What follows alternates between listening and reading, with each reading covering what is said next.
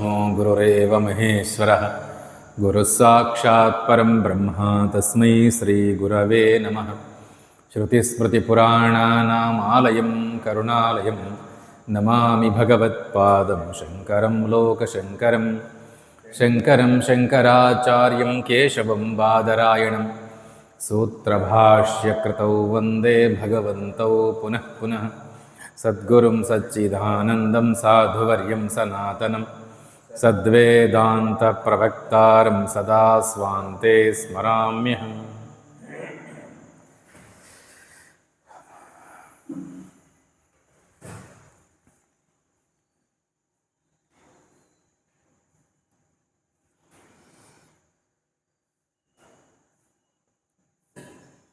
మన సనాతన సంస్కృతికి ప్రధానమైనటువంటి ప్రమాణాలు అంటే వేదాలు. వేదము ఒకే రాశి.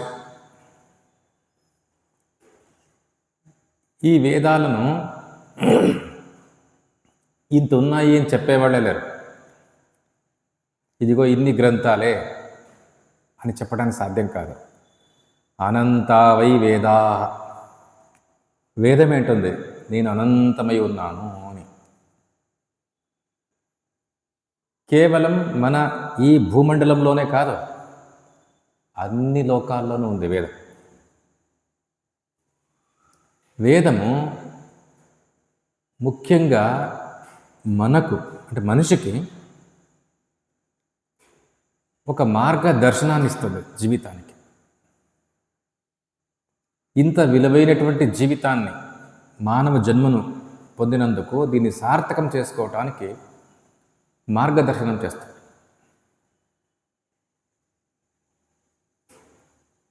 దేవతలు కూడా దీన్ని అనుసరించాల్సిందే. అట్లే ప్రధానంగా ఇక్కడ మనకి ఈ వేదాలు పరమ ప్రమాణాలు.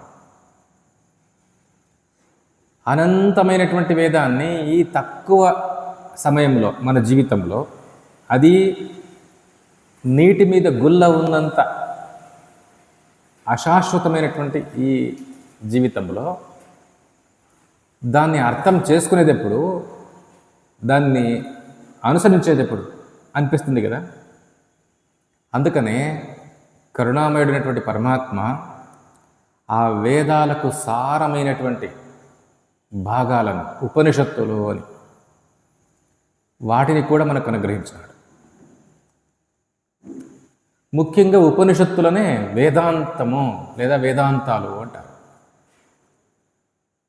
పేర్లోనే ఉన్నట్లు వేదాంతము అంటే వేదం యొక్క కడపటి భాగము లేదా వేదంలో ఉండే చివరి భాగాలు అని భౌతికంగా ఒక అర్థాన్ని ఇస్తుంది. కానీ భౌతికమైన అర్థము అంత ఉండొచ్చు. వేదం, ఋగ్వేదంలో చివరి ఘట్టంలో ఉపనిషత్తు ఉంది, యజుర్వేదంలో చివరి ఘట్టంలో ఉపనిషత్తు ఉంది అని ఈ అర్థంలో కాదు. అది ఏదో ఒకటి రెండు అట్లా అనిపిస్తాయి అంతే.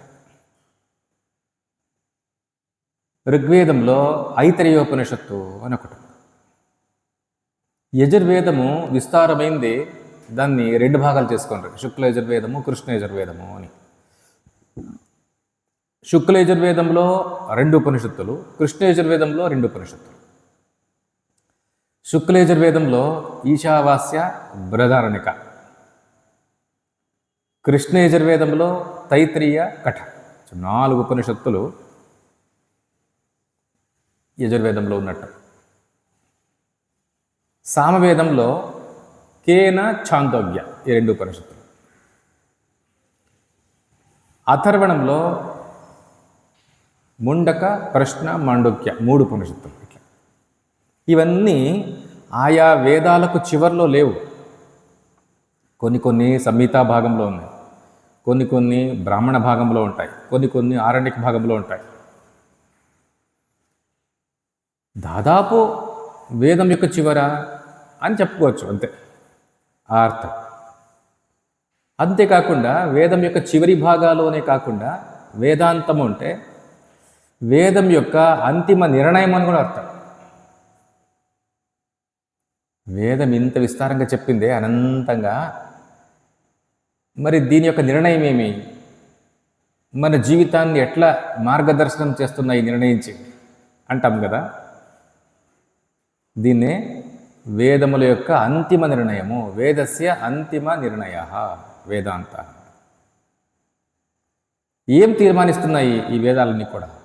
ఋగ్వేదము, యజుర్వేదము, సామవేదము, అథర్వణము అని ఆ మొత్తం రాశిని వేదవ్యాస మహర్షి అధ్యయనం కోసము యజ్ఞ దృష్టితో 4 భాగాలుగా విభజిస్తున్నారు కదా.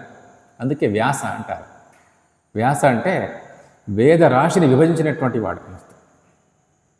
ఎందుకు విభజించాల్సి వచ్చింది అంటే దానికి కారణము కలియుగంలో ఉండే మనిషి కోసం. వీడు మొత్తం రాశిని అధ్యయనం చేయడానికి సాధ్యం కాదు.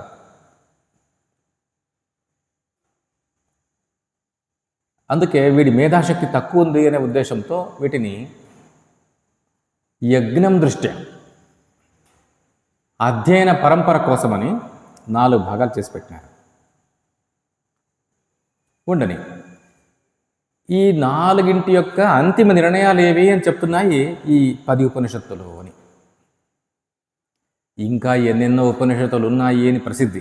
108 ఉన్నాయని, 1128 ఉపనిషత్తులు ఉన్నాయని ఇట్లంతా చెప్తారు. కానీ ఇవి అధ్యయన పరంపరలో లేవు. గ్రంథ భాగాలైతే ఈరోజు దొరుకుతున్నాయి. అవి ఎంతెంత మటుకు ప్రామాణికాలు అనేది పండితులే చూడాలి. అధ్యయన పరంపరలో ఒక 10, 12 లేదా 13 ఉపనిషత్తులు. ముఖ్యంగా ఇవి జ్ఞానకాండను ప్రబోధిస్తుంది. 10 ఉపనిషత్తులు అధ్యయన పరంపరలో ఉన్నాయి అనే ఉద్దేశంతో వీటిని దశోపనిషత్తులు అని పేర్కొంటారు. దశ అంటే 10 ఉపనిషత్తులు. ఇవే ఇంతవరకు మనం చెప్పుకున్నట్లు 10 ఉపనిషత్తులు. ఐతరేయ, ఈశ, బృహదారణ్యక, కఠ, తైత్రీయ, కేన, ఛాందోగ్య, ముండక, ప్రశ్న, మాండూక్య. ఈ 10 జ్ఞానకాండ ఒక గొప్ప సత్యాన్ని చెప్తున్నాయి. పరమ సత్యాన్ని చెప్పటానికి వచ్చింది. ఇవి కాక శ్వేతాశ్వతర, కౌశితకి బ్రాహ్మణ, జాబాల ఈ ఉపనిషత్తులను కూడా సంప్రదాయకులు అక్కడక్కడ ప్రస్తావిస్తున్నారు. అందుకే 10, 13 అన్నారు అంతే. ఇవి అధ్యయన పరంపరలో ఉన్నాయి అని ఎట్ట తెలుస్తుంది అంటే, మనకు ఈ రోజుల్లో ఉపనిషత్తుల మీద వివరణ దొరుకుతూ ఉన్నటువంటి అత్యంత ప్రాచీన గ్రంథము అంటే శంకరాచార్యులే. అంతకంటే పూర్వీకుల గ్రంథాలు ఇప్పుడు దొరకటం లేదు ఉపనిషత్తుల మీద. ఉపనిషత్తుల మీద అంతకంటే పూర్వీకుల వివరణ గ్రంథాలు దొరకటం లేదు అంటే, అయితే గౌడపాదాచార్యులు శంకరాచార్యుడి పూర్వీకులు కదా అనొచ్చు. కానీ గౌడపాదాచార్యుల మాండూక్య కారికలు కూడా శంకరాచార్య వివరణతో బాటే దొరుకుతున్నాయి అన్నప్పుడు శంకరాచార్య వివరణ ఇవ్వకపోతే అది దొరికేది కాదు. ఈ అర్థంలో వేదాలకు సారభూతాలైనటువంటి, ఇంకా ముఖ్యంగా వేదాలకు శిరస్సుల వంటి శృతి శిరములు అని కూడా పేరు వేద ఉపనిషత్తులకు. అంటే మనిషికి తల ఎంత ముఖ్యమో వేదానికి ఉపనిషత్ అంత ముఖ్యమని. అంత ముఖ్యంగా ఉన్నటువంటి ఈ ఉపనిషత్తులు శృతి శిరములు అంటున్నారే, అంత విలువైనటువంటి ఉపనిషత్తులకు అత్యంత ప్రాచీనమైనటువంటి వివరణ అంటే శంకరాచార్య వివరణ. దాని తర్వాత ఎంతోమంది మహాత్ములు రాసుకుంటూ వచ్చినారు పండితులు. రామానుజాచార్యులు, మధ్వాచార్యులు, నీలకంఠ శివాచార్యులు, బలదేవాచార్యులు చెప్పుకుంటూ పోతారు వాళ్ళ పేర్లని, వల్లభాచార్యులు, ఎవరైనా చెప్పండి. మొత్తానికి అత్యంత ప్రాచీనమైనవి ఏవి అంటే ఉపనిషత్తుల వివరణ భాష్య రూపంగా మనకు దొరుకుతూ ఉండేది శంకరాచార్యులు. ముఖ్యంగా ఉపనిషత్తులనే వేదాంతాలు అంటారు. ఇంకా చెప్పాలంటే భగవద్గీతను కూడా వేదాంతం అని చెప్తారు. ఇది కూడా ఉపనిషత్తే. ఎందుకంటే మన సంప్రదాయకులు భగవద్గీతను కూడా ఉపనిషత్తు అన్నారు. ఇది శ్రీమద్భగవద్గీతాసు ఉపనిషత్సు బ్రహ్మ విద్యాయాం యోగశాస్త్రే అని పుష్పికా వాక్యం చెప్పుకుంటాం కదా. అంటే సాక్షాత్తు భగవంతుడే వేదాలకు సారమైనటువంటి ఉపనిషత్ వాక్యాలకు వివరణనిచ్చినాడు. యా స్వయం పద్మనాభస్య ముఖపద్మ వినిసృత. చూడండి, సాక్షాత్తు పద్మనాభుడైనటువంటి భగవంతుడే, పద్మం కూడా భగవంతుడి తర్వాత పుట్టిండేది, దాంట్లో బ్రహ్మదేవుడు పుట్టిండేది అంటే అర్థమేమి? బ్రహ్మదేవునికి సృష్టికర్త అయినటువంటి బ్రహ్మదేవుడికి మూల పురుషుడైనటువంటి పరమాత్మ శ్రీ మహావిష్ణువు తన నోట వేదాల యొక్క సారాన్ని వివరిస్తున్నాడు. అందుకే ఈ భగవద్గీత అత్యంత ప్రామాణికంగా ఉపనిషత్తులకు సమానంగా ఉంది. సర్వోపనిషదో గావో దోగ్ధ గోపాలనందన పార్థో వత్స సుధీర్భోక్త దుగ్ధం గీతామృతం మహత్ అని పారాయణ శ్లోకాల్లో చదువుకుంటాం. అన్ని ఉపనిషత్తుల యొక్క సారంగా భగవద్గీతను పరమాత్మ అనుగ్రహించినాడు అని. ఎవరో వ్యక్తి వేదాలకు ఉపనిషత్తులకు వివరణ రాసినారు అంటే వాటిల్లో కొంత దోషం ఉండొచ్చు. ఎందుకంటే అవి వైయక్తిక దోషాలు, వ్యక్తిగత దోషాలు. మనిషి అన్నప్పుడు ఎంతో కొంత దోషం ఉంటుంది. వాడికి దేశం మీదో కాలం మీదో పరిస్థితుల మీదో అభిమానం ఉంటుంది. ఆ పక్షపాతం వల్ల కొంత ఏదో ఎక్కువ తక్కువ రాసిండొచ్చేమో, లేదా తన మేధాశక్తిలో ఎంతో కొంత కొరత ఉండొచ్చేమో. కానీ భగవద్గీత ఒక మనిషి రాసిండేది కాదు, సాక్షాత్తు భగవంతుడే, వేద స్వరూపుడైన భగవంతుడే అనుగ్రహించినది కాబట్టి అది అంత విలువ. భగవద్గీత ముఖ్యంగా కలియుగవాసులకే అందినటువంటి ఒక వరం అని చెప్పచ్చు. మిగతా 3 యుగాల్లో ఇది లేదు. ద్వాపరాంతమున పుట్టిండేది అంటే కలియుగం కోసం పుట్టిందని అర్థం. కలియుగంలో ఉన్నటువంటి మనుషులు ఉపనిషత్తులు కూడా అర్థం చేసుకోలేరు అనే ఉద్దేశంతో సాక్షాత్తు భగవంతుడే ఇదిగో ఈ ఉపనిషత్తుల సారాన్ని అనుగ్రహించినాడు అనే ఉద్దేశంతో ఇది ఒక ఉపనిషత్తు భగవద్గీత. గీతాశాస్త్రం అనే శంకరాచార్యులు అంటారు, తదిదం గీతాశాస్త్రం అని. ఇది గీత అంటే ఒక పాట, భగవంతుడు పాడే పాట. అది మహాభారతంలో ఇతిహాసంలో ఎక్కడ మధ్యలో ఉండేది, మధ్య మహాభారతం అని చెప్పుకుంటాం. ఈ గీత ఈ పాట శాస్త్రం ఎట్లయితుంది అని ఎంతోమంది విమర్శిస్తారట. అయ్యింది. ఎందుకంటే వేదాలు ఉపనిషత్తులు చెప్పినటువంటి భాష కొంత నీకు నిగూఢంగా ఉంది అనిపించవచ్చు, లేదా సూచనాప్రాయంగా ఉంది అనిపించవచ్చు. మనలాంటి వాళ్ళు దీన్ని అనుష్ఠానం చేసే సాధ్యం అనిపించవచ్చు. కానీ వేదాలు ఉపనిషత్తుల్లో ఉన్నటువంటి ఏ బోధ ఉందో అది మన స్థాయికి ఇవి ఖచ్చితంగా మేము చేయగలము అనిపించాలి. అట్లా చేయగలిగినటువంటి అంటే అనుష్ఠాన యోగ్యంగా వాటిని మలచి ఈ కలియుగంలో ఉండే మనిషి అవును ఈ యజ్ఞము, ఈ దానము, ఈ తపస్సు మేము చేస్తాం అని చేయవచ్చు అని అనిపించాల. అట్లా వీటికి ఆచరణ యోగ్యమైనటువంటి వివరణ ఇచ్చినారు భగవంతుడు. యజ్ఞానాం జపయజ్ఞోస్మి. చూడు, యజ్ఞాలు చేసేది నీకు చేత కాకపోవచ్చు, కానీ ఇదిగో జపయజ్ఞం ఇచ్చేస్తావు కదా, చేస్తున్నావు కదా. తపస్సు, నీ మంచి మాట మాట్లాడు, ఎవరు నొప్పించొద్దు, అదే తపస్సు. వాచిక తపస్సు, శారీరక తపస్సు, మానసిక తపస్సు అని విభజించి చెప్తున్నాడు. దానం, ప్రత్యుపకారాన్ని అడక్కోకుండా ఇదిగో ఒక పవిత్రమైన దేశంలో పవిత్రమైన కాలంలో యోగ్యుడైనటువంటి వాడికి నీవేమిచ్చినా దానం అవుతుందయ్యా. అందరికీ సాధ్యమే ఇది. పక్షులకు కొన్ని గింజలు వేస్తున్నామంటే దివ్యం పక్షుల నుంచి ఏం ఆశించటం లేదు కదా. ఇదిగో దానం నీవు చేస్తున్నావు. భిక్షగాడు కూడా దానం చేయగలడు. వాడు తెచ్చుకున్నటువంటి ఆహారాన్ని పక్షులకు కొన్ని గింజల మెతుకులు వేస్తే అది దానమైంది కదా. నీరు పెడితే అది దానమైంది కదా. అంటే ఉపనిషత్తుల సారాన్ని భగవద్గీత ఈ రోజుల్లో ఉండే మనిషి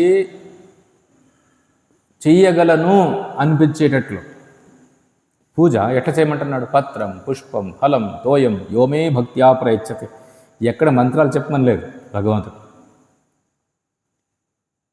నీకు వస్తే చెప్పు, లేకుంటే వద్దు. ఓం నమ శివాయ అంటూ నాకు పత్రము, పుష్పము, ఫలము, జలము ఇస్తే చాలు ప్రీతిపూర్వకంగా. నేను కూడా ప్రీతిపూర్వకంగా స్వీకరిస్తాను అని సాక్షాత్ భగవంతుడే ఇంత సరళమైన పూజ చెప్తుంటే ఈ రోజుల్లో ఎవరు చేస్తున్నారు ఇట్లా పూజ? పూజ చేయండి అయ్యా అంటే మంత్రాలు రాదు, పూలు లేవు, పత్రాలు లేవు, ఇదిగో విగ్రహాలు తీసుకోవాలా, కష్టమవుతుంది, రోజు స్నానం చేయాలంటే కష్టమవుతుంది, పొద్దున్నే లేయాలంటే కష్టమవుతుంది, ఇట్లా చెప్పుకుంటాడు. ఇది ఇంత సరళమైన పూజ అంటే కలియుగంలో మనిషి ఎంత బలహీనుడైనా ఇవి నేను చేయగలను అనిపించాలి. దాంట్లో భగవద్గీతలో తత్వ విచారం కూడా అంతే. క్షేత్రజ్ఞ ప్రక్రియ ఒకే ఒక ప్రక్రియ, చాలా అంతే. తత్వాన్ని తెలిపేస్తుంది. జ్ఞేయం యత్ తత్ ప్రవక్ష్యామి యజ్ఞాత్వా అమృతమశ్నుతే అనాదిమత్ పరం బ్రహ్మ నసత్తన్ నాసదుచ్యతే అని చెప్పి మొత్తం ఆ తత్వాన్ని అంత సరళంగా బోధించినటువంటి రీతి. అందుకే 10 ఉపనిషత్తులు, భగవద్గీత, ఈ మొత్తం రాశినే వేదాంతం అన్నారు. ఇవేవి కూడా ఒకటి తక్కువ కాదు, ఒకటి ఎక్కువ కాదు. వీటిల్లో ఏదైనా సరే ఒకటో, రెండో, మూడో మనకు చేతనైనంత గురుముఖత అంటే శ్రోత్రియుడు, బ్రహ్మనిష్ఠుడు అనేటువంటి సద్గురువు నుంచి వాడు వివరణను అర్థం చేసుకోగలగాల. ఎందుకంటే సాక్షాత్తు భగవంతుడే అంటాడు, తద్విద్ధి ప్రణిపాతేన పరిప్రశ్నేన సేవయా ఉపదేక్షంతి తే జ్ఞానం జ్ఞానినః తత్వదర్శినః. మహాత్ముల దగ్గరికి వెళ్ళాలా, వాళ్లకు ప్రణిపాతం చేయాలా, వాళ్లకు సేవ చేయాలా, వాళ్ళు ప్రసన్నంగా ఉన్నప్పుడు ఒక మంచి ప్రశ్న, ఆ ప్రశ్నలో నీకు కావలసినటువంటి సమగ్రమైన విచారము దొరికేటట్లు ఉండాలి. అట్లా ప్రశ్న అడగాలి. ఎందుకంటే నా దగ్గర 20 ప్రశ్నలు ఉన్నాయి, చెప్పండి, 30 ప్రశ్నలు ఉన్నాయి అడగకూడదు. 1, 2 అడుగు చాలు, దాంట్లో అన్నీ ఉండాలి. అట్లా నీవే ఆలోచించుకొని నాకు ఆ ప్రశ్న ఉంది అని ఒక తపస్సుతో అక్కడ ఉంటూ నీవు ఆ మహాత్మును సేవిస్తూ వాళ్ళని ప్రశ్నలు చేసుకొని అడిగితే వాళ్ళు ఖచ్చితంగా నీకు ఆ సత్యాన్ని చెప్పగలరు అంటాడు భగవంతుడే. జ్ఞానినః తత్వదర్శినః ఉపదేక్షంతి తే జ్ఞానం. శ్రోత్రియం బ్రహ్మనిష్టం తద్విజ్ఞానార్థం సహ గురుమేవ అభిగచ్చేత్. ఉపనిషత్తు అంటుంది. దాన్ని తెలుసుకోవాలంటే, సత్యాన్ని తెలుసుకోవాలంటే, ఔపనిషద తత్వాన్ని తెలుసుకోవాలంటే శ్రోత్రియుడు బ్రహ్మనిష్ఠుడు అయినటువంటి సద్గురువును సమాశ్రయించు అని చెప్తున్నారు. అంటే అట్లాంటి మహాత్ముల దగ్గరికి వెళ్ళి శ్రోత్రియుడు బ్రహ్మనిష్ఠుడు అంటే, బ్రహ్మనిష్ఠత్వం అంటే తత్వంలో నిష్ట పొంది ఉండటం. ఉపనిషత్తు ఏ తత్వాన్ని చెప్తా ఉందో ఆ తత్వంలో నిష్ట పొంది ఉండటం. ఏ తత్వంలో నిష్ట పొంది ఉన్నాడో ఆ తత్వాన్ని ఒక సంప్రదాయ క్రమంలో మరొకరికి చెప్పగలగటం శ్రోత్రియత్వం. చూడండి, శ్రోత్రియత్వం అంటే తాను ఏ తత్వంలో నెలకొని ఉన్నాడో ఆ తత్వాన్ని మరొకరికి చెప్పగలిగిండే ఒక పద్ధతి ఉంది. దీన్ని అధ్యారోప అపవాద న్యాయము లేదా అధ్యారోపవాద పద్ధతి అంటారు. ఆ పద్ధతి ద్వారా ఉపనిషత్తులు అట్లే వివరిస్తున్నాయి. ఇదిగో మహాత్ములందరూ కూడా అదే విధంగా వివరిస్తున్నారు. ఆ వివరణ ఒకరికి బోధించగలిగినటువంటి సామర్థ్యం ఉన్నటువంటి వాడు శ్రోత్రియుడు. ఎందుకంటే బ్రహ్మనిష్ఠులు ఎంతోమంది మనకు దొరకవచ్చు, కానీ ఆ బ్రహ్మనిష్ఠుల్లో ఈ శ్రోత్రియత్వం ఉంటేనే దానివల్ల నీకు ఆ తత్వం అందుతుంది. ఎంతోమంది జ్ఞానులు, బ్రహ్మనిష్ఠులు, అవధూతలుగా ఈరోజు మనకు కనిపిస్తున్నటువంటి వాళ్ళు సైలెంట్గా ఉంటారు. అయితే వాళ్ళు ఏం చెప్పరు. వాళ్లకు ఈ జన్మలో చేసుకున్నటువంటి కర్మయోగ ఫలమో, గత జన్మల కర్మయోగ ఫలమో, యోగ భ్రష్టత్వముల వల్ల వాళ్లకు తత్వనిష్ట లభించింది. ఆ తత్వనిష్ట, ఆ తత్వాన్ని ఇంకొకరికి బోధించగలిగినటువంటి ఆ శ్రోత్రియత్వం, ఆ పద్ధతి వాళ్ళకి తెలియకపోతే వాళ్ళు సైలెంట్గా ఉంటారు, మౌనంగా ఉంటారు, వాళ్ళు చెప్పలేరు. కానీ వాళ్ళ దగ్గర ఉంటే చాలు నీ జీవితంలో అనేక సంస్కారాల్ని కలుగుతాయి. అది కరెక్టే. కానీ తత్వంలో ఆ తత్వబోధ నీకు పూర్తిగా అందాలంటే అది కొంచెం కష్టం. ఎందుకంటే దానికి ఒక పద్ధతి ఉంది. అధ్యారోప అపవాద పద్ధతి ద్వారానే ఆ మహాత్ములు బోధించగలిగితేనే అది నీకు అందుతుంది. వాళ్ళు పొడి పొడిగా కొన్ని మాటలు చెప్తే అవన్నీ కూడా విలువైనటువంటివే, అవన్నీ నీకు జీవితంలో ఆచరించగలిగినటువంటి వాక్యాలే, వాటిని కాదని లేదు. కానీ ఆ శ్రోత్రియత్వం ఏం చెప్తుంది అంటే నీకు ఒక పూర్ణమైనటువంటి బోధను అందించి తత్వాన్ని నీకు అర్థమయ్యేలా చేస్తుంది. ఈ శ్రోత్రియత్వం యొక్క గొప్పతనం అది, ఆ పద్ధతి యొక్క గొప్పతనం. అందుకే ఆ పద్ధతి ఒకటి ఉండాలి, దాన్ని శ్రోత్రియత్వం అంటున్నారు. శ్రోత్రియం బ్రహ్మనిష్టం అని చెప్పిండే దీనికోసం.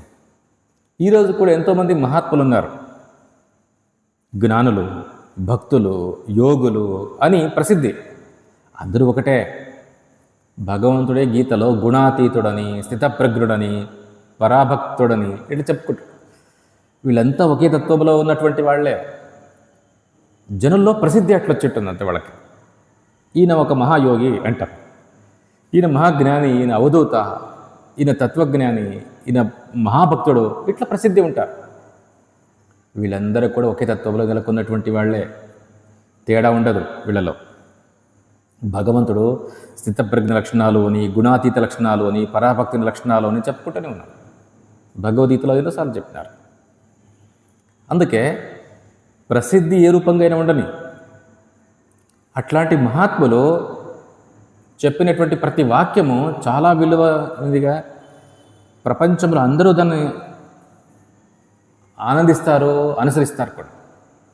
కానీ వాళ్ళు చెప్తున్నటువంటి ఒక వాక్యము ఎంత విలువైందో, వాళ్ళ బోధ ఒక గంట సేపు 2 గంటల సేపు ఏదో విచారాన్ని చెప్తే దాంట్లో నీకు అధ్యారోప అపవాద క్రమము సరిగ్గా ఉండదు. నీకు సత్యము పూర్ణంగా అయితే అర్థం కాదు, కొంచెం కొంచెం కొంచెం కొంచెం అర్థమవుతుంది. కానీ ఒక్కొక్క వాక్యం కూడా విడివిడిగా ఉంటుంది. ఆ వాక్యాలన్నీ కలపటానికి ఒక పద్ధతి కావాలా, అది ఉండదు. ఇంత తేడా అంతే. అందుకే ఉపనిషత్తు, వేదాంతము అని మనం ఏం చెప్పుకుంటున్నామో 10 ఉపనిషత్తులు, భగవద్గీత అని, దీన్ని ఉపదేశించగలిగినటువంటి మహాత్ముల పరంపర ఉండాలి. ఈ పద్ధతి దీన్ని కాపాడుకోవాలి. దీన్ని కాపాడుకోకపోతే ఏమైపోతుంది అంటే తర్వాత తరానికి ఇది అందదు. భగవద్గీతలో పరమాత్మ అంటాడు, యోగో నష్టపరంతప అని. అర్జున, మీ వంశంలో ఎక్కడో ఇది నష్టం జరిగింది, ఎవరో మీకు చెప్పలేదు ఈ సత్య విచారాన్ని.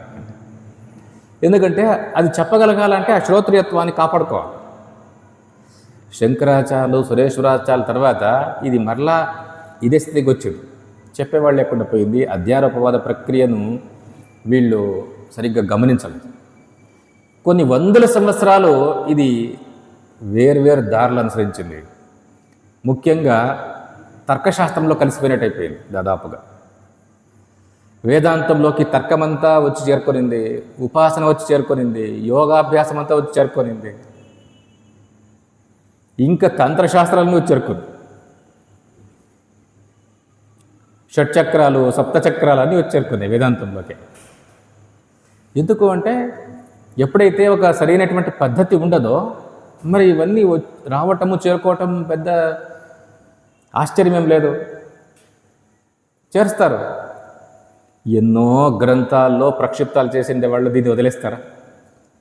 పాండిత్యం ఊరుకుండనివ్వదు. తాము కొన్ని వాక్యాలు రాసి దాంట్లో చేర్చేస్తారు. ప్రింట్ చేసేటప్పుడు ఇతిహాసాలు కానీ, పురాణాలు కానీ, ఉపనిషత్తులను చేర్చినారు అంటే ఇంకేముంది, చేస్తారు. అందుకే ఇట్లా చేర్చగలిగినటువంటి వాళ్ళు ఎప్పటికీ ఉన్నారు. అందుకే ఆ పద్ధతి కట్ అయిపోతుంది. దీన్ని యోగో నష్టపరంతప, దీన్ని కాపాడుకొని రావాల. అంటే ఈ పద్ధతి కొనసాగుతూ ఉండాల. బ్రహ్మనిష్ఠులు మాత్రమే ఉంటే పూర్ణ ప్రయోజనం దక్కదు. శ్రోత్రియం బ్రహ్మనిష్టం అయి ఉండాలి.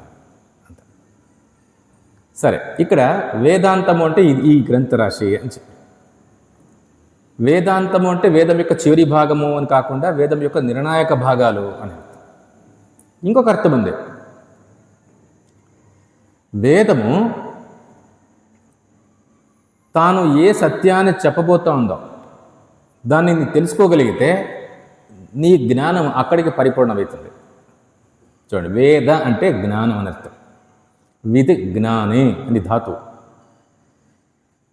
అంటే ఏ తత్వాన్ని తెలుసుకోగలిగితే ఇంకా తెలుసుకోవలసినట్టు మిగలదో దాన్ని, అదే వేదం యొక్క అంత, నీ జ్ఞానం యొక్క అంతం, నీ జ్ఞానం యొక్క పరిపూర్ణత.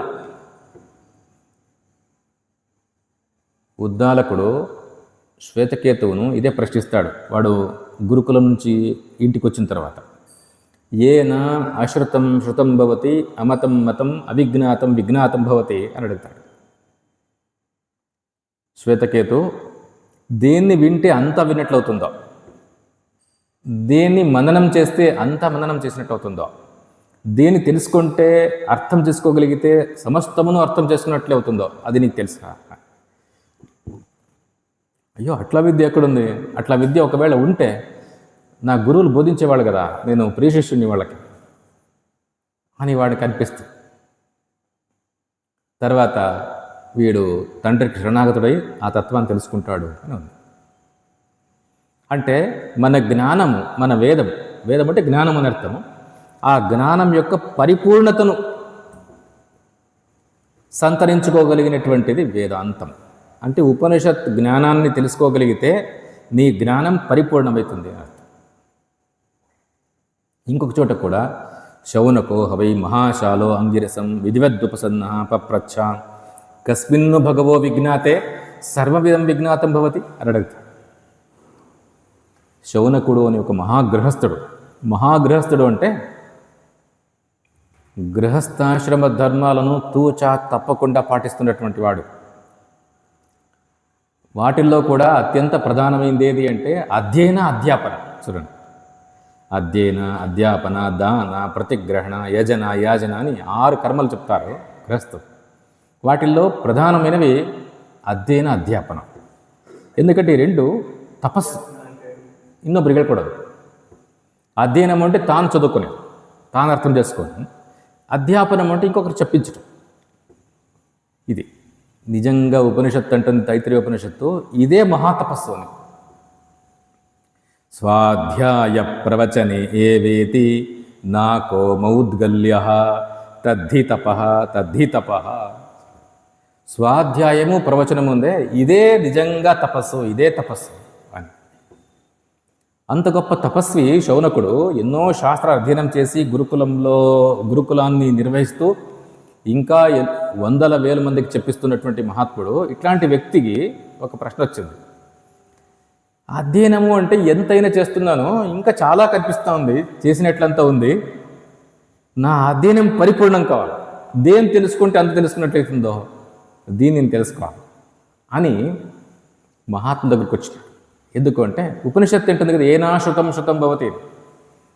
అందుకే ఉపనిషత్తు చెప్తా ఉంది, దేన్ని తెలుసుకుంటే అంత తెలుసుకున్నట్లవుతుందో అదొకటి ఉంది విద్య అని. ఆ విద్యను మహాత్ముల దగ్గర, శ్రోత్రియులు బ్రహ్మనిష్ఠుల దగ్గర తెలుసుకోవాలని అంగిరస మహర్షి దగ్గరికి వచ్చి అడుగుతున్నాడు. పప్రచ్చ కస్మిన్ను భగవో విజ్ఞాతే సర్వవిధం విజ్ఞాతం భవతి. చూడండి ఎంత మంచి ప్రశ్న ఇది. నిజంగా ఏ శాస్త్రంలో కూడా ఇట్లా ప్రశ్న ఉండదు. ఆయుర్వేదమో ధనుర్వేదమో ఈ శాస్త్రాల్లో అంతా కూడా అదే విజ్ఞాన శాస్త్రమో కాదు. ఏం తెలుసుకుంటే అంత తెలిసినట్లు అయిపోతుందో అని ఏమైనా ఉంటుందో అట్లా ఉండదు. వేదాంత శాస్త్రంలో ఒకటే అది. ఎందుకంటే అందుకే దాన్ని వేద అంతం అనింది. వేద అంటే జ్ఞానము, జ్ఞానం యొక్క అంతం. అంటే దీన్ని తెలుసుకోగలిగితే నీ జ్ఞానం పరిపూర్ణం, నీ జ్ఞానం యొక్క అంతం ఇది పరిపూర్ణం.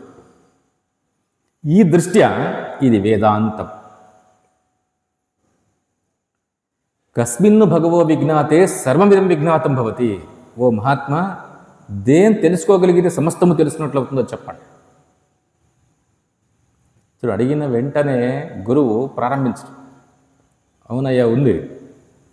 ద్వే విద్యే వేదితవ్యే ఇతిహస్మ యద్ బ్రహ్మవిదో వదంతి పరాచైవ అపరాచ. అవును, ఉన్నాయి. రెండే విద్యలే ఉండేది, అన్నీ కలిపి. నీవేందు చాలా విద్యలు ఉన్నాయనుకునేవు, రెండే విద్యలే. ఒకటి అపర, రెండవది పర. పరావిద్య అంటే శ్రేష్టమైన విద్య అని అర్థం. అపర అంటే అల్పమైన విద్య. అల్పమైన విద్య ఒకటి, మహావిద్య ఒకటి. అల్పమైన విద్యలేవే అంటే ఆ అంగిరస మహర్షి అంటాడు, ఋగ్వేద, యజుర్వేద, సామవేద, అథర్వణ, శిక్ష, కల్పో, వ్యాకరణం, నిరుక్తం, ఛంద, జ్యోతిషం. అంటే ఇంతవరకు శౌనకుడు ఏమి అధ్యయనం చేసినో, అధ్యాపనం చేసినో అంత అల్ప విద్య చూడు. అంటే మహావిద్య, పరావిద్య ఇంకొకటి ఉంది. యయా తదక్షరం అధిగమ్యతే. ఏ విద్యతో అక్షరమైన సత్యాన్ని తెలుసుకోగలవో అది పరావిద్య, శ్రేష్టమైన విద్య. ఆ తెలుసుకుంటే నువ్వు అంతా తెలుసుకున్నట్లయిపోతుంది అని పరావిద్యను ప్రారంభిస్తాడు వేదాంతాన్ని. అందుకే పరావిద్య, అక్షర విద్య అని ఏదుందో దీన్ని జ్ఞానం యొక్క అంతము అంటారు. అందుకే వేదం యొక్క అంతము అని ఈ వేదాంతం అనే శబ్దము దీని నుంచి వచ్చిందని. వేదం అంటే జ్ఞానము, జ్ఞానం యొక్క అంతిమ దశ ఇది. ఇది తెలుసుకోగలిగితే ఇంకేం తెలుసుకోవాల్సిన అవసరం లేదు, నీవు సర్వజ్ఞుడు అయిపోతావు. ఏష సర్వేశ్వర, ఏష సర్వజ్ఞ, ఏషోంతర్యామి అని ఉపనిషత్తు వర్ణిస్తుంది కదా. ఆ సర్వజ్ఞత్వమే ఈ తత్వం వల్ల వస్తుంది. ఎందుకంటే సర్వ అనే శబ్దము తత్వాన్ని చూపిస్తుంది. సర్వ అంటే మీ సమస్తము కూడా అని అర్థం. ఈ వేదాన్ని లేదా ఈ వేదాంత విద్యను బ్రహ్మ విద్య అంటారు. ఎందుకంటే గొప్ప విద్య. బ్రహ్మ అనే శబ్దము అన్నిటికంటే గొప్పది అని అర్థం. సబ్రహ్మ విద్యాం సర్వ విద్యా ప్రతిష్టాం. ఇదే ముండకోపనిషత్తు కట్టాలి. ఈ ఉపనిషత్ విద్య ఉందే, ఈ వేదాంత విద్య, ఇది అన్ని విద్యలకు ప్రతిష్ట, అన్ని విద్యలకు ఆధారభూతమైంది అని అర్థం. ఎందుకంటే మిగతావన్నీ తాను కాని వస్తువుల గురించి చెప్తాం. విజ్ఞాన శాస్త్రమో, జ్యోతిష్ శాస్త్రమో, గణిత శాస్త్రమో, ఇంకా ఎన్ని శాస్త్రాలు ఉన్నాయో, వ్యాకరణం, ఇవన్నీ కూడా తాను కాని వస్తువులు, పదార్థాల గురించి మాట్లాడతాడు. వేదాంతం మాత్రమే తన గురించి చెప్తుంది. వేదాంతానికి ఒకటే తాను సబ్జెక్ట్. మనిషి దేని తెలుసుకున్నా కూడా తనని తెలుసుకోకపోతే కొరత అట్లే ఉంటుంది. మన ఋషులు ఎంతోమంది వ్యాకరణం రాసిండేవాళ్ళు ఉన్నారు, జ్యోతిష్యం రాసిండేవాళ్ళు ఉన్నారు, విజ్ఞాన శాస్త్రాలు రాసిండేవాళ్ళు ఉన్నారు, ఎన్నో ధనుర్విద్యలు రాసినటువంటి వాళ్ళు ఉన్నారు, శాస్త్రకర్తలు వీళ్ళంతా. కానీ వీళ్ళందరూ కూడా ఆయా శాస్త్రాలు రాసే ముందు వాళ్ళు తత్వాన్ని తెలుసుకున్నటువంటి వాళ్ళు. అందుకే వాళ్లను ఋషి అని పిలుస్తారు. ఋషి అంటే తత్వాన్ని దర్శించిండేవాడు అని అర్థం. పరాశర, జైమిని, చూడండి వీళ్ళంతా కూడా అంటే ఈ మహాత్ములంతా కూడా తత్వాన్ని దర్శించి జగత్తు కోసమని ఒక శాస్త్రాన్ని కూడా ఇచ్చారు. దీంతో బతుకండి, వ్యవహారానికి పనికొస్తుంది. పరాశర మహర్షి జ్యోతిష్ శాస్త్రాన్ని అనుగ్రహించినారు అంటే జ్యోతిష్ శాస్త్రం అంతేనా తెలిసిండే దానికి కాదు. తత్వజ్ఞాని ఆ మహాత్ముడు. తత్వజ్ఞానిగా ఉంటూ నీకు జ్యోతిష్ శాస్త్రాన్ని, తత్వజ్ఞానిగా ఉంటూ ఒక మహర్షి ఒక ఆయుర్వేద శాస్త్రాన్ని ఇట్లా అనుగ్రహించిండేవాడు. కాబట్టి వాళ్ళను ఋషి అంటాడు. ఋషి దర్శనే అని కాదు, తత్వాన్ని దర్శించిండే. సత్యం తెలుసుకొని అంటే తానెవరో తెలుసుకొని ఒక బ్రతకటానికి ఒక అపరా విద్యను కూడా ఇచ్చిపోయినటువంటి వీళ్ళంతా కూడా.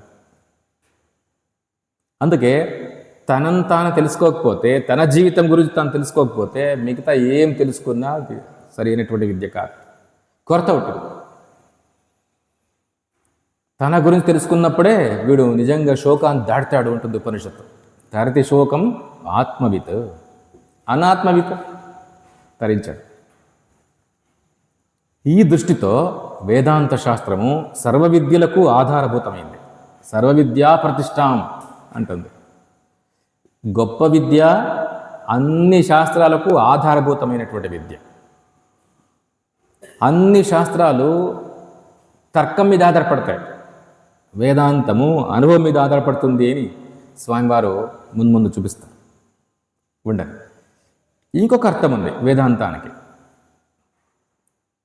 వేదాంతము అంటే వేదం అనేది ఒక పరమతత్వానికి ప్రమాణం, గొప్ప సత్యం చెప్తోంది.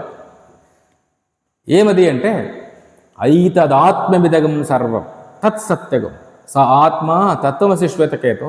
చూడండి, ఈ జగత్తుకంతా కూడా మూలం ఏది అంటే అది నీవే అయి ఉన్నావు అని ఇంత గొప్ప సత్యాన్ని చెప్తోంది. ఈ పరమసత్యాన్ని చెప్పటానికి వేదమే ప్రమాణం. కానీ ఇది ఎంతవరకు ప్రమాణంగా ఉంటుంది అంటే ఆ సత్యాన్ని చెప్పి తాను కూడా అవేదమైపోతుంది. వేదము ఆ పరమసత్యాన్ని చెప్పే మార్గంలో కర్మకాండను ఉపాసనాకాండను బోధిస్తూ జ్ఞానకాండను బోధించి ఆ పరమసత్యాన్ని చెప్పి తాను కూడా వేదం కాకుండా పోతుంది. అంటే దీన్ని ఏమంటారు, వేదము తాను కూడా అంతమైపోతుంది. పరమసత్యాన్ని చెప్తూ తాను కూడా అందులోనే అంతమైపోతుంది అనర్థం. ఈ అర్థంలో కూడా వేదాంతం. అత్ర పితా పితా భవతి మాతా మాతా దేవ దేవాః వేదాః అవేదాః. చూడండి, బృహదారణ్యకోపనిషత్తు. అంటే వేదాలు తత్వాన్ని చెప్తూ అవేదమైపోతాయి. అంటే అర్థమేమి, తాను ప్రమాణంగా మిగలదు. నీకు ఆ సత్యాన్ని తెలిపిన తర్వాత వేదం కూడా ఆ విద్యాక్షేత్రంలో కలిసిపోతుంది. విద్యాక్షేత్రంలో నీవు మాత్రమే మిగులుతావు అంతే. ఈ అర్థం. అందుకే దీన్ని వేదాంతం. వేదము తన అంతాన్ని, అంతం అంటే నాశం అని అర్థం. నీ అంతు చూస్తాను అంటే నీ నాశనం చూస్తాను అంటారు కదా, అట్లా వేదాంతము అంటే వేదము అక్కడ అంతమైపోతుంది. వేదము అనంతంగా ఉన్న, చూడండి, అనంతావై వేదాహ అంటున్నాం కదా, వేదం అనంతంగా ఉన్న తత్వాన్ని చెప్తూ అంతమైపోతుంది. ఇక్కడున్న అంతం దాంట్లో. ఎందుకంటే అది కూడా సగుణమే కాబట్టి ఆ నిర్గుణంలో ఏకమైపోతుంది. ఎప్పుడు సాధ్యము అంటే తత్వాన్ని చెప్తూ ఉండే సమకాలంలోనూ అవిద్యాక్షేత్రంలో కలిసిపోతుంది. అందుకే వేదం యొక్క చివరి భాగాలు అని ఒక అర్థము, సంహితా భాగంలోనూ బ్రాహ్మణ భాగంలోనూ ఆరణ్యక భాగంలోనూ ఉండే చివరి భాగాలు అని అర్థము వస్తుంది. అదేవిధంగా వేదం యొక్క అంతిమ నిర్ణయాలు అని కూడా అర్థం వస్తుంది. దేని తెలుసుకుంటే అంతా తెలుసుకున్నట్లు అయిపోతుందో అంటే జ్ఞానం యొక్క అంతము, వేదం యొక్క అంతము, ఈ అర్థంలోనూ వేదాంతము. ఇంకా వేదము తాను కూడా వేదం కాకుండా పోతుంది అని ఈ అర్థంలో కూడా ఇది వేదాంతం. ఈ విధంగా ఉపనిషత్తులు భగవద్గీత అనబడి వేదాంత రాశి ఇదే వేదాల యొక్క సారంగా ఉంటూ ప్రతి మనిషికి తన జన్మ సార్థక్యం కోసమని మార్గదర్శనం చేస్తాడు. ఇదిగో ఈ సత్యాన్ని తెలుసుకో, ఈ సత్యాన్ని తెలుసుకొని జీవించు. తెలుసుకొని జీవించటం అనేది చాలా గొప్ప. ఎందుకంటే తెలియకుండా జీవించటము జంతువులు జీవిస్తున్నాయి కదా, అట్లే జీవిస్తావు అంతే. సత్యాన్ని తెలుసుకొని జీవించటంలో ఒక శ్రేష్టత్వము, సార్థక్యం ఉంటుంది.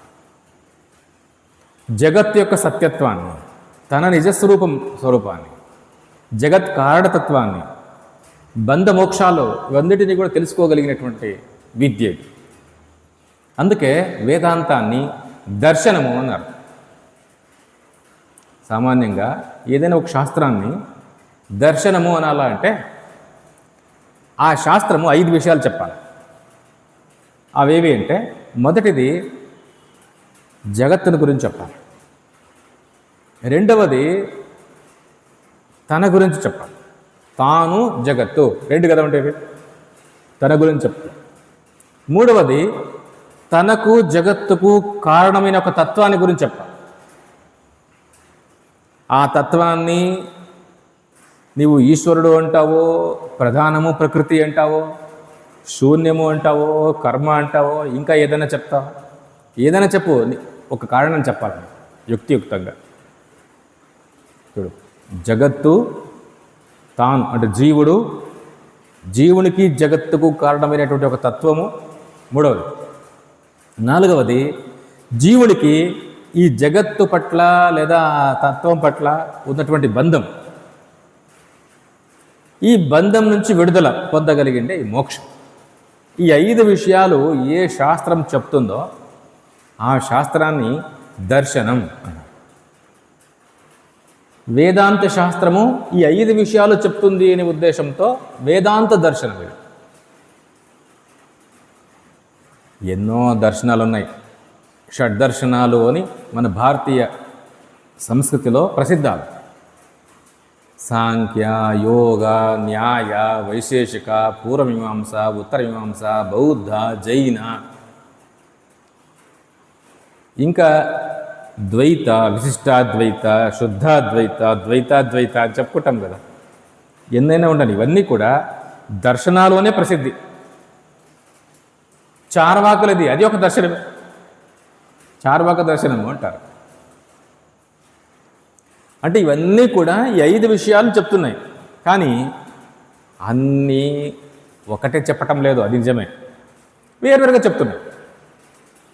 అట్లా వేరువేరుగా చెప్పడానికి ఏం కారణము అంటే వాళ్ళ ఊహలు, తర్కం. ఒక ఋషి జగత్ కారణాన్ని ఏదో ఇంకొకటిగా ఊహిస్తాడు, ఇంకొక ఋషి ఇంకొకటిగా ఊహిస్తాడు. తర్కం అది. తర్కంతో ఒక ఋషి ఊహించినటువంటిదే ఇంకొక ఋషి కూడా దాన్నే ఊహించాలని నియమం లేదు కదా.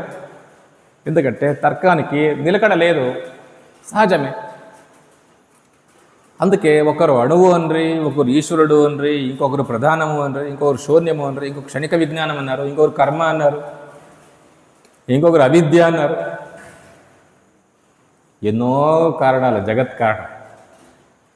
అంటే జగత్తుకు ఏది కారణము అని వీళ్ళందరూ ఒక్కొక్క రకంగా ఊహించరు. ఊహించినదే కాదు, వీటిని సిద్ధాంతం చేసుకుంటూ వచ్చారు ఎన్నో యుక్తులు చూపించి. ఇప్పటికీ దొరుకుతున్నాయి సాంఖ్య దర్శనము, సాంఖ్య సూత్రాలు.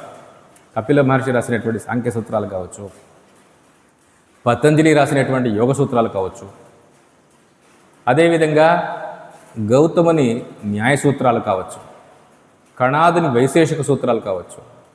ఇవన్నీ చూడండి ఉన్నాయి.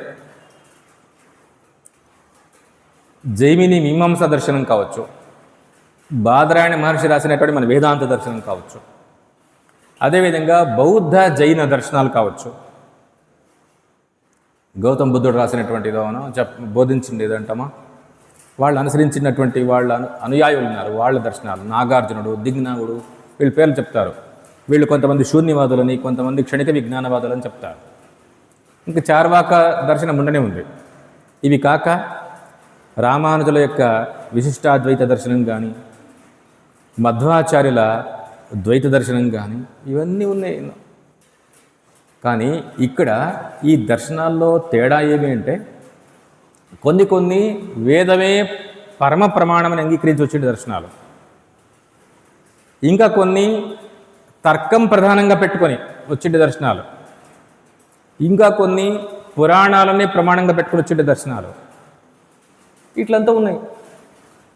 అందుకే మనం ఏం చెప్పొచ్చు అంటే వైదిక దర్శనాలు, తార్కిక దర్శనాలు, పౌరాణిక దర్శనాలు, తాంత్రిక దర్శనాలు, ఇట్లా చెప్పుకుంటూ పోవచ్చు. వీటిని మొత్తానికి ఇవన్నీ కూడా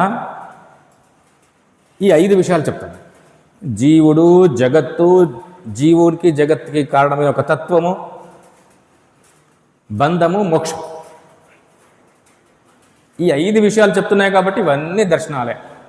కాకపోతే వైదిక దర్శనాలు, పౌరాణిక దర్శనాలు, తార్కిక దర్శనాలు, తాంత్రిక దర్శనాలు అని చెప్పుకుంటూ పోవచ్చు రకరకాలుగా. ఈరోజు మనకు ఉన్నటువంటి విజ్ఞాన శాస్త్రం ఉందే, ఇది ఒక రకంగా దర్శనమే, ప్రసిద్ధమైన దర్శనం అయిపోయింది. ఎందుకంటే ఇది జగత్తుని గురించి చెప్తాం, జగత్ కారణమైనటువంటి అణువుల గురించి అది చెప్తాం, నిన్ను గురించి చెప్తా ఉంది, నీ దేహమనే చెప్తా ఉంది. ఉండని దేహము, మనస్సు, వీటిని గురించి అధ్యయనం జరుగుతుంది కదా, అది చెప్తాను. దుఃఖాన్ని చెప్తా ఉంటాయి, మనకి ఎన్ని కష్టాలు, రోగాలు వస్తున్నాయో చెప్తాను, ఆ రోగాలు నివారణ ఇవన్నీ చెప్తున్నాయి. మరి ఇది 5 చెప్పింది కదా. విజ్ఞాన శాస్త్రం కూడా 5 చెప్తా ఉంది, ఇది దర్శనమే అంతే. ఈ విధంగా ఇవన్నీ 5 విషయాలు చెప్తున్నాయి అంటాం కదా. అదే రూపంగానే వేదాంతం కూడా 5 విషయాలు చెప్తున్నాయి అని ఒక మహర్షి, బాదరాయణ మహర్షి, ఈ వేదాంత దర్శనానికి సూత్రాలు రాసినారు.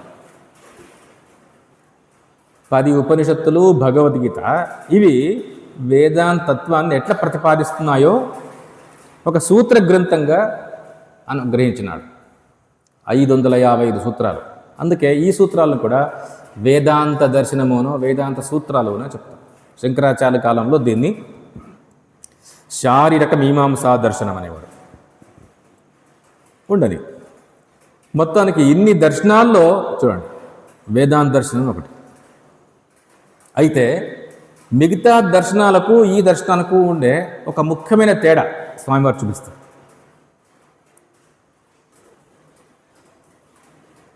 మిగతా దర్శనాలకి వేదాంత దర్శనానికి ఉండే అత్యంత కీలకమైన తేడా ఏమి అంటే, మిగతా దర్శనాలన్నీ కూడా నీవు నమ్మాలంతే, నమ్మకం.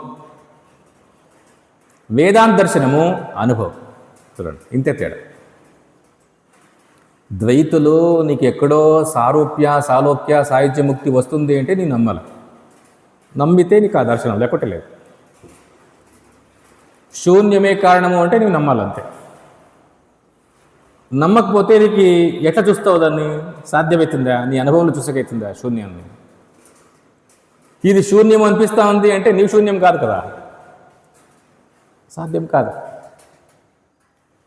ప్రధానము ప్రకృతి అంటున్నారే సాంఖ్యులు, జగత్ కారణం అంటున్నారే, ఇది చూసక సాధ్యమవుతుందా? నమ్మాలంతే. నీకు అణువులను నమ్మాల్సిందే. ఇంతవరకు పరమాణువు చూడలేదు ఏ విజ్ఞాన శాస్త్రవేత్త కూడా. ఒక ప్రతిపాదన అంతే, పరమాణువు ఇట్లుంటుంది అని, అంతే. ఒక మోడల్ అంటారు చూడండి, అంతే. అంటే అన్ని దర్శనాలు వేదాంత దర్శనం తప్ప మిగతా అన్ని దర్శనాలు కూడా నమ్మకం సర్కిల్లో వచ్చేస్తాయి. అన్నీ నమ్మాలని. నీ జీవితానికి కారణం నీ కర్మ అని చెప్తామనుకోండి, నమ్మాలి నువ్వు అంతే. నమ్మితే నీకు ఆ చింతన ముందుకు సాగుతుంది. నమ్మలేదు అంటే వదిలే, అంతే, అయిపోయింది. కానీ వేదాంత దర్శనంలో నీవు నమ్మాల్సిన అవసరం లేదు, నీ అనుభవం. జగత్తు కారణము నీవే అని వేదాంతము నీ అనుభవం చూపిస్తుంది. చూడండి ఎంత గొప్ప ఇది. మిగతా ఏ దర్శనాలు కూడా అనుభవ దర్శనాలు కాదు, ఇవి నమ్మకం. నీ నమ్మితే ఆ దర్శనాన్ని చింతన చేసుకుంటూ సాగొచ్చు, అంతే. నీ నమ్మాల్సిందంతే. కానీ వేదాంత దర్శనంలో నీవు గుడ్డిగా నమ్మాల్సిందే ఒక్క వాక్యం కూడా లేదు అని రాస్తారు స్వామివారు. ఎంత గొప్ప మాట ఇది. నీ గుడ్డిగా ఏం నమ్మాల్సిన అవసరం లేదు. అన్నిటికీ నీ అనుభవమే ప్రూవ్ చేస్తావు. నీవే చెప్తావు. అడిగిండే ప్రతి ప్రశ్నకు సమాధానం నీవే చెప్పగలుగుతావు. ఎందుకంటే నీ ఇప్పటికీ ఉండే అనుభవం ఇది, సిద్ధానుభవం. ఎంత గొప్ప మాట ఇది. అనుభవం అంటే నీవేదో కష్టపడి పొందాల్సిన అనుభవానికి చెప్పలేదు అక్కడ. నీకు ఇప్పటికీ ఉండే అనుభవాన్నే చూపించి చెప్తా. అందుకే వేదాంత దర్శనము అనుభవ దర్శనం, మిగతావన్నీ కూడా నమ్మక దర్శనాలు. అంతే. నమ్మకమే వేరు, అనుభవమే వేరు. నమ్మకము ఏమైపోతుంది అంటే, నీవు ఒక సిద్ధాంతాన్ని నమ్మింటావు, ఇంకొకరు ఎవరో నీలో బుద్ధి భేదాన్ని కలిగిస్తే నీవు దాన్ని వదిలేసి ఇంకో దర్శనానికి పోతావు. నీకు ఇది సెట్ కాలేదు. తర్వాత దాంట్లో దోషం చూపించినారు అనుకోండి, బాగలేదు అనుకుని ఇంకొక దర్శనానికి పోతావు. ఎందుకంటే నమ్మకానికి నిలకడ ఉండదు. వయస్సు పెరిగే కొద్దీ మొదట్లో ఉండే కొన్ని నమ్మకాలు తర్వాత ఉండవు, చూడండి, పోతాయి. అంటే నమ్మకానికి స్థితి ఉండదు, ఎప్పటికీ ఒకే రకంగా ఉండవు, స్థిరత్వం ఉండదు. అనుభవం ఇది స్థిరంగా ఉంటుంది. అంతేకాదు, ఇంకా ఏమంటున్నారు, వేదాంతం అనేది సిద్ధమైన అనుభవమే కాకుండా సార్వత్రిక అనుభవం. అందరి అనుభవం కూడా. నీవు పండితుడో, పామరుడో, యోగిన, వాడు యోగి కాడా, భక్తుడా, లేదా నాస్తికుడా, నీవేమైనా చెప్పు, వాడి అనుభవం కూడా అదే. అందుకే వాడు కూడా ఈ సిద్ధాంతాన్ని తిరస్కరించలేడు. ఈ దృష్ట్యా ఇది అబాధితమైన సిద్ధాంతం, ఎవరు కాదనలేరు. ఏవహి నిరాకర్త తదేవ తస్య స్వరూపం. శంకరాచార్యులు అంటారు. ఎవరు దాన్ని కాదంటాడో వాడి స్వరూపమే ఇది. వాడు దాన్ని ఎట్లా కాదంటాడు? సాధ్యం కాదు. ఇది వేదాంత దర్శనం యొక్క శ్రేష్టత్వం, గొప్పతనం. ఇంకొక మాట, మిగతా దర్శనాలన్నీ కూడా కాల ప్రవాహంలో కొన్ని గతించిపోయినాయి. ఈరోజు మేము సాంఖ్యులు అనేవాళ్ళు ఎక్కడ కనిపిస్తారు, మేము నైయాయికులు అనేవాళ్ళు ఎక్కడ కనిపిస్తారు, మేము బౌద్ధ శూన్యవాదులు ఎవరు కనిపిస్తున్నారు, కానీ వేదాంతులు అనేవాళ్ళు ఎప్పటికీ ఉన్నారు. చూడండి తేడా. మరి వాళ్ళంతా ఏమైనట్లు? వాళ్ళందరూ వేదాంతంలో స్థిరపడినారు అంతే. శంకరాచార్యులకు పూర్వీకులైనటువంటి మహాత్ములు, సంప్రదాయ విధులు ఎవరున్నారో వాళ్ళంతా కూడా ఆయా దర్శనాల్లో ఉన్నటువంటి దోషాలను ఎత్తి చూపించారు. ఎత్తి చూపించినప్పుడు చూసినటువంటి మహాత్ములు వేరే దార్శనికుల్లో వాళ్ళు అవును మా మతంలో లేదా మా దర్శనంలో ఈ దోషం ఉంది అని తెలుసుకుంటే వాళ్ళు ఏం చేస్తారు? వేదాంతంలోకి మారిపోతారు. ఎవరికైనా దోషం ఉండే దర్శనం ఇష్టం ఉండదు. నిర్దోషమైనటువంటి సిద్ధాంతం కావాలా? వేదాంతమే స్థిరపడతారు. ఇట్లే సాంఖ్య, యోగ, న్యాయ, వైశేషిక వీళ్ళందరూ కూడా ఎక్కడెక్కడ దోషం ఉంది అనిపించింది వాళ్ళకి అర్థమైందో అర్థం చేసుకున్నటువంటి వాళ్ళు ఏ విధమైన భేదబుద్ధి లేకుండా నేరుగా వేదాంతంలో సెటిల్ అయిపోయినారు. అందుకే వేదాంతులు మనకు కనిపిస్తారే కానీ ఇదిగో వీళ్ళు కనిపించరు. ఊరికి యోగులు అంటాం కానీ నిజంగా యోగా సాధన అంటే ఈ రోజుల్లో కేవలము ఆసన ప్రాణాయామాలకి పరిమితమైంది. ఎవరు పతంజలి రాసినటువంటి యోగ సూత్రాలన్నీ అధ్యయనం చేసేవాళ్ళు లేరు, దాన్ని అనుష్ఠించేవాళ్ళు లేరు. అష్టాంగ యోగం మనకు కనిపించదు. యోగా దేనికోసం చేయాలా అంటే ఆరోగ్యం బాగుంటాలో అంతే చేస్తారంట. యోగానికి అంతేన ఫలము. చిత్తవృత్తి నిరోధ రూపంగా ఉన్నటువంటి నిర్వికల్ప సమాధి వరకు నీవు సాగాల. ఇది ఒకవైపు నుంచి చింతన జరగాల, ఇంకోవైపు నుంచి నీ అనుష్ఠాన బలం, అభ్యాస బలం ఉండాలా, నీకు ఒక సరైన గురువు దొరకాలా, నీకు అది నిర్వికల్ప సమాధి నీకు అందుతుంది. ఇదంతా చాలా కష్టమైనటువంటి పని, కష్టసాధ్యం. ఈ రోజుల్లో ఇది పూర్ణంగా దొరకదు. యోగా సెంటర్లో అంటే నీకు కొన్ని ఆసనాలు నేర్పిస్తారు, కొన్ని ప్రాణాయామాలు నేర్పిస్తారు, అంతే యోగా అంటారు. సరే, వీళ్ళు యమ నియమాలే చెప్పరు, ఎందుకంటే వాళ్ళకే లేవు నియమాలు, వేరే వాళ్ళకి ఇంకేం చెప్తారని. అందుకే ఈ దర్శనాలు ఈరోజుకు ఆ రూపంగా లేవు, వేదాంతులుగా ఉండిపోయినారు. ఇంకో విషయం, ఇప్పుడు వాళ్ళు లేరు అన్నప్పుడు వాళ్ళ గురించి ఎందుకు చదవాలా అది ప్రశ్న వస్తుంది. ఎందుకంటే సాంఖ్య, యోగ, న్యాయ, వైశేషిక, బౌద్ధ, జైన, చార్వాక ఇవి చెప్పుకుంటున్నారు కదా, వీళ్ళు ఎవరు లేరు అంటున్నారు, వీళ్ళ గురించి ఎందుకు చదవాలి మనము? శంకరాచార్యులు ఖండిస్తున్నారు అంటే ఆ రోజుల్లో ఒంటరి వాళ్ళు ఖండించండి, కరెక్ట్. ఇప్పుడు లేరు, ఎందుకు చదవాలా అంటే దీనికి ఒక సమాధానం ఉంది, స్వామివారు ఇస్తున్నారు. ఎందుకంటే వీళ్ళంతా కూడా ఏ ఒక సత్యాన్ని ఊహించిండ్రో, తర్క దర్శనాలే కావచ్చు, వాళ్ళు జగత్ కారణాన్ని ఊహించిండ్రు. ప్రధానమని ఒకరు, శూన్యమని ఒకరు, అణువని ఒకరు, ఇటు కర్మ అని ఒకరు ఇటు ఊహించిండ్రు. ముందు తరాల వాళ్ళు ఎవరైనా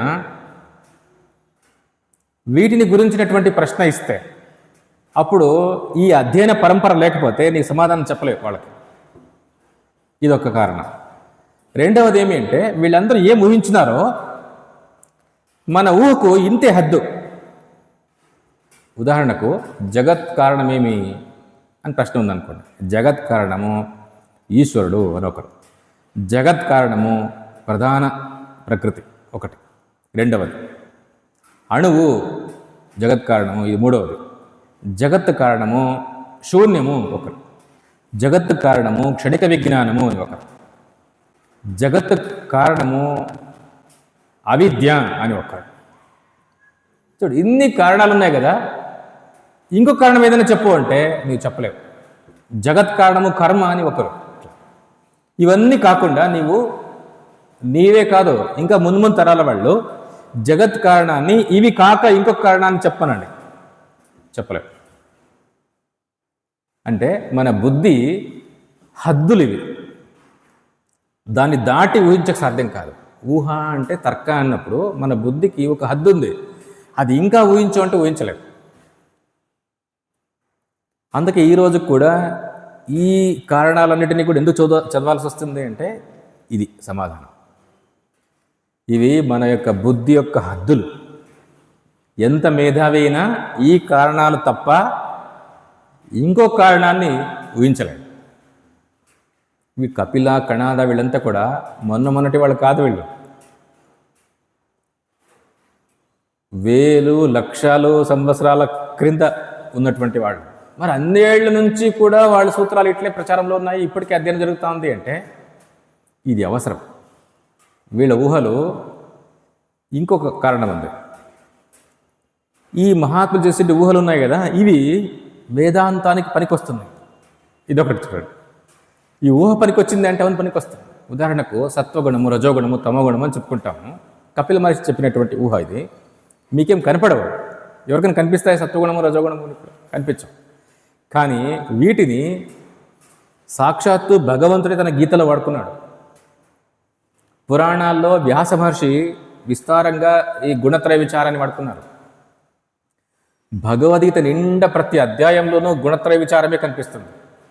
గుణసంఖ్య అని అంటారు, గుణసంఖ్యలోనే పేరు పెడతారు.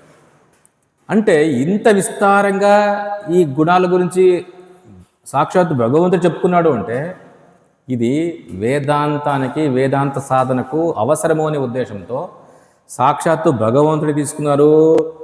అంతేకాదు, నమోస్తుతే వ్యాస విశాల బుద్ధి అంటాం కదా, వ్యాస మహర్షి అన్ని పురాణాలను తీసుకున్నాడు. ముందు తరాల్లో ఉన్నటువంటి మహాత్ములందరూ తీసుకున్నారు అంటే కేవలం సాంఖ్యమే కాదు, యోగ సాధన చూడండి ఎంతోమంది మహాత్ములు తీసుకున్నారు. ఈ విషయంలో శంకరాచార్య ఒక మాట అంటారు, పరమతం అప్రతిషిద్ధం అనుమతం భవతి అని. చూడండి ఒక మాట, ఇది ఒక న్యాయం. నిరాకరింపబడకుండా ఉండే పరమతము మాకు అనుమతమే, తీసుకోండి. శంకరాచార్యులు సాంఖ్యంలో ఏదో ఒక దోషం చూపిస్తారనుకోండి, ఒకటో రెండో, అంత తప్ప ఏ విషయంలో దోషం చూపించలేదో అదంతా కూడా శంకరులకు సమ్మతమే, అంటే వేదాంతులకు సమ్మతమే అని అర్థం. ఇట్లే అన్ని దర్శనాలకు తీసుకోవాలి. ఏ దర్శనాల్లో ఈ సంప్రదాయకర్తలు ఒకటో రెండో దోషాలు చూపించినారో అవి తప్ప మిగతాదంతా కూడా అంగీకారం అని అర్థం చేసుకోవాలా అని ఒక న్యాయం ఉంది. శంకరాచార్యులు ఈ న్యాయాన్ని బృహదారణ్యకంలోను బ్రహ్మసూత్ర భాష్యంలోను చెప్తారు. పరమతం అప్రతిషిద్ధం అనుమతం భవతి. అందుకే మిగతా దర్శనాల్లో ఉండేవి ఏమి తీసుకోకూడదా వేదాంతులు అంటే తీసుకోవచ్చు ధారాళంగా. ఏదేది విమర్శించే విషయం ఉందో దాన్ని పక్కకు పెట్టి మిగతాదంతా ధారాళంగా స్వీకరించవచ్చు. సాక్షాత్ భగవంతుడే లేదా వ్యాసుడే ఈ మహాత్ములే తీసుకున్నారు, ఋషులంతా తీసుకున్నారు అన్నప్పుడు ఇంకా నీవు తీసుకోవాల్సింది. ఎందుకంటే అది నీ వేదాంత చింతనకు అనుకూలమవుతుంది ఆ ఉద్దేశంతో. అందుకే వేదాంత దర్శనానికి ఇవన్నీ చాలా వరకు సహకరిస్తున్నాయి కూడా. వాళ్ళందరూ కూడా దాదాపుగా వేదాంతులుగా సెటిల్ అయినారు అని కూడా చెప్తున్నారు. అందుకే మిగతా దర్శనాలు చదవకూడదా అంటే చదవచ్చు, అధ్యయనం చేయాల్సిందే. ఈరోజు కూడా వాళ్ళ పరంపర, అధ్యయన పరంపర కొనసాగుతుంది. అక్కడక్కడ అధ్యయనం చేస్తున్నారు. సాంఖ్య కారికలోని ఇవన్నీ అధ్యయనం చేస్తున్నారు, మీమాంసా సూత్రాలు అధ్యయనం చేస్తున్నారు కదా వీళ్ళతో. వీళ్ళలో ఒక తేడా ఏమి అంటే వైదిక దర్శనాలు అంటే వేదాన్నే ప్రధానంగా చెప్పుకునే దర్శనాలు ఏవి అంటే పూర్వమీమాంస, ఉత్తరమీమాంస. అంటే ఈ వేదాంత దర్శనము అనేదే ఉత్తరమీమాంస. పూర్వమీమాంస దర్శనం ఒకటి ఉంది, జైమిని సూత్రాలు అంటారు. ఈ రెండు వేదమే ప్రధానం వీళ్ళకి. వేదం ప్రధానము అయితే వీళ్ళు తర్కము ఆశ్రయించలేదా అంటే తర్కాన్ని ఆశ్రయిస్తారు. రెండవది ప్రధానం వేదము, తర్కం రెండు. కానీ వీళ్ళంతా కూడా సాంఖ్య, న్యాయ, వైశేషిక వీళ్ళంతా కూడా తర్కం మొదటిది, వాళ్ళ ఊహ మొదటిది, రెండవది వేదం. వీళ్ళు వేదాన్ని చూడలేదా అంటే వేదానికి రెండవ స్థానం ఇచ్చారు. తాము ఏది ఊహించడో అదే వేదాల్లో ఉంది అని చూపిస్తుంది. వైదికులు అంటే వేదాల్లో ఏముందో ఇదిగో తర్కించినా కూడా అదే ఉంది కూడా చూపించారు. ఇంత తేడా ఉంది వీళ్ళ మధ్యలో. పౌరాణిక దర్శనాలు అంటే వాళ్ళకి పురాణాలే ప్రధానం. ఉపనిషత్తు ఏమో చెప్తుంది, ఇదంతా వాళ్ళకి రెండవది. వైకుంఠంలో శ్రీ మహావిష్ణువు ఉన్నాడు అని చెప్తున్నాయి కదా పురాణాలు, అది ప్రధానం. నీవు ఎక్కడ ఉపనిషత్తులో అర్థం చెప్పాలన్నా అదే చెప్తావు. పురాణాల్లో ఉండే ఆ వైకుంఠాన్ని గురించి చెప్తారు. తద్విష్ణో పరమం పదగం అని చెప్పినప్పుడు విష్ణువు అంటే ఆ విష్ణువే. సాలోక్యము, సాయుధ్యము, సారూప్యము అని చెప్పుకుంటామే, ఆ ముక్తియే ఇది. చూడండి, ఆ వైష్ణవులు కావాలంటే ఇది వైష్ణవ ధర్మాన్ని అనుసరించాలా, వాడు విష్ణులోకాన్ని పొందుతాడు, విష్ణు సాయుధ్యమే పరమ ముక్తి చెప్తారు. కాకపోతే ఇంతవరకు చెప్పుకున్నట్లు అవన్నీ కూడా నమ్మకం. నేను నమ్మితే ఆ దర్శనాల్లో ముందుకు సాగొచ్చు. ఏవి చెడు దర్శనాలు కాదు, ఇవన్నీ కూడా మనిషికి ఒక మంచి మార్గాన్ని చూపిస్తుంది. కానీ మంచి మార్గాల్లో కూడా ఒక అల్టిమేట్ ఉండాలి కదా, చివరిది. అది గొప్పది. ఏది అంటే ఇది అనుభవ దర్శనం, వేదాంత దర్శనం. ఇది ఉపనిషత్తులే చెప్తున్నట్లు సబ్రహ్మ విద్యాం సర్వవిద్యా ప్రతిష్టాం అంటున్నాయి కదా, ఇది ఒక అనుభవ దర్శనం. ఇది మిగతావన్నీ నమ్మాలా, ఇక్కడ నమ్మకం అవసరం లేదు, నమ్మాల్సిన అవసరం లేదు. నీవు నీ అనుభవమే చెప్తావు. జగత్తుకు కారణమని నీవే నిశ్చయించుకోవచ్చు, ఇప్పుడే నిశ్చయించుకోవచ్చు. చూడు, అందుకే వేదాంత దర్శనానికి ఇంత గొప్ప స్థానం ఇచ్చారు. ఉపనిషత్తులు, భగవద్గీత ఇదే వేదాంతము అంటే బాదరాయణ మహర్షి రాసినటువంటి ఈ సూత్రాలు కూడా వేదాంతంలోకి చేరిపోయాయి. ఈ దృష్ట్యా 10 ఉపనిషత్తులు, భగవద్గీత, బాదరాయణ సూత్రాలు అంటే వేదాంత సూత్రాలు, ఈ 3 కలిపి ప్రస్థానత్రయము అని ప్రసిద్ధి. అధ్యయన పరంపరలో ఇది కొనసాగుతూ వచ్చింది. ఇదే ఈ రోజుల్లో వేదాంత శాస్త్రం అంటే. ఇవన్నీ కూడా ఒకే సత్యాన్ని ప్రతిపాదిస్తున్నాయి, ఒకే పద్ధతిలోనే ప్రతిపాదిస్తున్నాయి అని శంకరాచార్యులు తమ సంప్రదాయాన్ని అనుసరించి చెప్పారు. సంప్రదాయం అంటే ఈ ఉపనిషత్తులు ఎప్పటి నుంచో సనాతనంగా ఉన్నాయి. ఆ ఉపనిషత్తుల్లో ఈ ప్రక్రియ ఉంది, ఈ సత్యాన్ని ఈ పద్ధతిలో చెప్పింది అని మహాత్ములందరూ కూడా వివరిస్తూ వచ్చారు కదా. బోధనా పరంపర లేదా వాళ్ళు ఉపదేశ పరంపర, దీన్ని సంప్రదాయం అంటారు. ఉపనిషత్తులు ఏ సత్యాన్ని చెప్తున్నాయో శంకరాచార్యులకు పూర్వము గౌడపాదులు, వాళ్ళకంటే పూర్వము ద్రవిడాచార్య, బ్రహ్మనంది, కాశకృష్ణ, ఔడులోమి, బాదరాయణ, ఆశమరత్య, ఇట్లా ఈ మహాత్ములందరూ ఒక పరంపర ఉంది. వీళ్ళందరూ ఏ రీతిగా మనకు అనుగ్రహించరో ఉపదేశ క్రమం, దీన్ని సంప్రదాయ, దీన్ని ఆగమ, మనకు అందినటువంటి బోధ అనే అర్థంలో వాడతారు. అట్లా అర్థం చేసుకుంటేనే ఉపనిషద్ వాక్యాలు నీకు పూర్ణంగా అర్థమయ్యేది. నీవు ఉపనిషద్ వాక్యాలకు, శబ్దాలకు ఏదో అర్థాన్ని చెప్తాను అంటే అట్లా అర్థం కాదు. ఎందుకంటే ఉపనిషత్తుల్లో ఎన్నో పారిభాషిక శబ్దాలు ఉన్నాయి. వాటికి ఈ పరంపరలో ఈ సంప్రదాయకులు ఇచ్చినటువంటి అర్థంలో వాడినప్పుడే నీకు అధ్యారోపవాద ప్రక్రియ ద్వారా ఆ సత్యం నీకు బోధపడుతుంది. లేదంటే అది నిన్ను ఎక్కడో తీసుకుని వెళ్ళిపోతుంది. ఎందుకు జ్ఞానకాండలో రకరకాల విచ్ఛిన్న పరంపరలు సాగుతున్నాయి అని స్వామివారు రాస్తారు కదా. వేదాంత విచాರದ ఇతిహాస, వేదాంత ప్రక్రియ, ప్రత్యభిజ్ఞ గ్రంథాల్లో అక్కడ మనం చూస్తే ఎందుకు వీళ్ళు దారి తప్పినారనిపిస్తుంది. ఎప్పుడైతే నీవు సరిగ్గా సాంప్రదాయకమైన అర్థాన్ని తీసుకోవో ఆ శబ్దానికి, ఆ వాక్యానికి, నీకు సత్యం గోచరించదు, సత్యదర్శనం కాదు. అందుకే ఈ విషయంలో జాగ్రత్తగా సంప్రదాయానికి విలువిచ్చి అర్థం చేసుకో. శంకరాచార్య పూర్వము ఈ మహాత్ములంతా కూడా ఏ అర్థంలో చెప్పింటారో దాన్నే ఇదిగో నేను గ్రంథస్థం చేస్తున్నాను అని శంకరాచార్యులు యైరిమే గురుభి పూర్వం పదవాక్య ప్రమాణత వ్యాఖ్యాత సర్వవేదాంతా తా నిత్యం ప్రణతోస్మ్యహం అని ఆ మహాత్ములందరికీ నమస్కరించి నేను ప్రారంభిస్తున్నాను. ఇదిగో వాళ్ళ బోధయే ఇది నేను గ్రంథస్థం చేస్తుండేది, నేను సొంతంగా నా కపోల కల్పనగా ఏమీ రాయలేదు అని రాస్తారు. ఈ సాంప్రదాయిక ప్రక్రియ ద్వారా నీకు ఆ ఉపనిషత్ తత్వము అర్థమవుతుంది. అర్థం చేసుకుని జీవించు అనేదే ఇక్కడ తాత్పర్యం. శృతిస్మృతి పురాణానామాలయం కరుణాలయం నమామి భగవత్పాదం శంకరం లోకశంకరం శ్రీశంకర భగవత్పాద చరణారవిందాభ్యాం నమః.